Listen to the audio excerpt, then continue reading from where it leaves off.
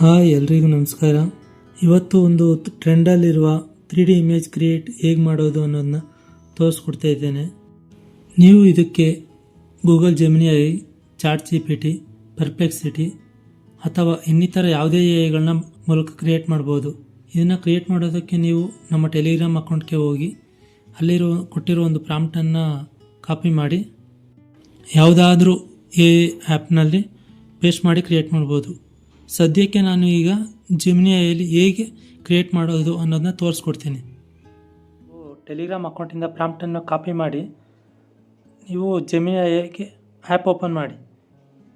ತದನಂತರ ಇಲ್ಲಿ ಪ್ಲಸ್ ಆಕಾರದಲ್ಲಿರೋ ಒಂದನ್ನು ಕ್ಲಿಕ್ ಮಾಡಿದ್ರೆ ನಮಗೆ ಗ್ಯಾಲರಿ, ಫೈಲ್ಸ್, ಡ್ರೈವ್ ನೀವು ಯಾವುದ್ರಲ್ಲಿ ಇದೆಯೋ ಅದನ್ನು ಆಯ್ಕೆ ಮಾಡ್ಕೋಬೋದು.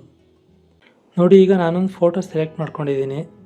ತದನಂತರ ನೀವು ಟೆಲಿಗ್ರಾಮ್ ಅಕೌಂಟಲ್ಲಿರೋ ಪ್ರಾಂಪ್ಟನ್ನು ಕಾಪಿ ಮಾಡ್ಕೊಂಡಿದ್ದೀರಲ್ಲ, ಅದನ್ನು ಇಲ್ಲಿ ಡಿಸ್ಕ್ರೈಬ್ ಯುವರ್ ಇಮೇಜ್ ಅಂತ ಇದೆಯಲ್ಲ ಅಲ್ಲಿ ಪೇಸ್ಟ್ ಮಾಡಿ. ನೋಡಿ, ಈಗ ಪೇಸ್ಟ್ ಮಾಡಿದ್ರೆ ಆಪ್ಷನ್ ಪೇಸ್ಟ್ ಮಾಡಿದ್ರಿ. ಈಗ ಒಂದೊಂದಾಗಿ ನೀವು ನೋಡ್ಕೊಳ್ಳಿ ಎಲ್ಲ ಕರೆಕ್ಟಾಗಿದೆಯಾ.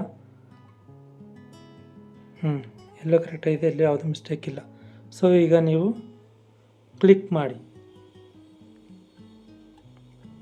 ಇಲ್ಲಿ ನಿಮಗೆ ವಿತಿನ್ 30 ಸೆಕೆಂಡ್ಸ್ ಒಳಗೆ ಇಮೇಜ್ ಜನರೇಟ್ ಆಗುತ್ತೆ. ಇನ್ನು ಜನರೇಟಿಂಗ್ ಇಮೇಜ್ ಅಂತ ಬಂತು 3 ಸೆಕೆಂಡ್ಸ್. ನೋಡಿ ಬಂತು. ನಿಮಗೆ HD ಇದರಲ್ಲಿ ಬರಬೇಕು ಅಂದರೆ ನೀವು ಇಲ್ಲಿ ಡೌನ್ಲೋಡ್ ಆಪ್ಷನ್ನ ಕ್ಲಿಕ್ ಮಾಡಿ.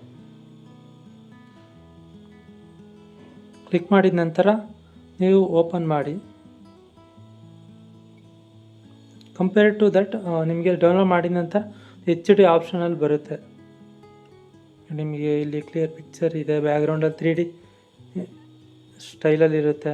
ಸೊ ಹೀಗೆ ಇದನ್ನು ಸ್ವಲ್ಪ ನೀವು ಬೇರೆ ಬೇರೆ ಥರ ಲೈಕ್ ಈಗ ಒಬ್ಬರು ಒಂದೊಂದು ಕೆಲವೊಂದು ಹೇಗೆ ಅಂದರೆ ಇಲ್ಲಿ ರೈಟ್ ಸೈಡ್ ಬರೋ ಬದಲು ಲೆಫ್ಟ್ ಸೈಡಲ್ಲಿ ಬಂದಿದೆ ಇಲ್ಲಿ. ಸೊ ರೈಟ್ ಸೈಡ್ ಬರೋ ಥರ. ಸೊ ಬೇರೆ ಬೇರೆ ಥರ ಪ್ರಾಂಪ್ಟಲ್ಲಿ ಸ್ವಲ್ಪ ಚೇಂಜ್ ಮಾಡ್ಕೋಬೋದು. ಅದು ಬೇಕಂದರೆ ನೀವು ಟೆಲಿಗ್ರಾಮಲ್ಲಿ ವಿಸಿಟ್ ಮಾಡಿ ನೋಡ್ಕೋಬೋದು. ಇಲ್ಲ ಅದು ಹೇಗೆ ಅನ್ನೋದು ನಿಮಗೆ ಬೇಕಂದರೆ ಒಂದು ವಿಡಿಯೋ ಮಾಡಿ ನಾನೇ ಮುಂದಿನ ವಿಡಿಯೋದಲ್ಲಿ ಹೇಗೆ ಅಂತ ತಿಳಿಸ್ಕೊಡ್ತೀನಿ. ಸೊ ನಿಮ್ಗೇನಾದರೂ ಡೌಟ್ ಇದ್ದರೆ ಕಮೆಂಟ್ ಮಾಡಿ. ಈ ವಿಡಿಯೋ ಇಷ್ಟವಾದರೆ ದಯವಿಟ್ಟು ಲೈಕ್ ಮಾಡಿ, ಚಾನಲ್ನ ಸಬ್ಸ್ಕ್ರೈಬ್ ಮಾಡಿ, ಅದರ ಜೊತೆಗೆ ಮರೆಯದೆ ಬೆಲ್ ಐಕಾನ್ ಒತ್ತಿ. ನಾನು ನಿಮ್ಮ ಪ್ರತಿಕ್ರಿಯೆಗಳನ್ನು ಕಮೆಂಟ್ ಮೂಲಕ ಎದುರು ನೋಡುತ್ತಿರುತ್ತೇನೆ. ಮುಂದಿನ ವಿಡಿಯೋದಲ್ಲಿ ಮತ್ತಷ್ಟು ಆಸಕ್ತಿಕರ ಉಪಯುಕ್ತ ಮಾಹಿತಿಗಳೊಂದಿಗೆ ಭೇಟಿಯಾಗೋಣ. ನಮ್ಮ ಸಂಜೆ ಮಾತು ನಿಮ್ಮ ಪ್ರತಿದಿನದ ಚಿಂತನೆಗಳ ಭಾಗವಾಗಿರಲಿ. ಧನ್ಯವಾದಗಳು.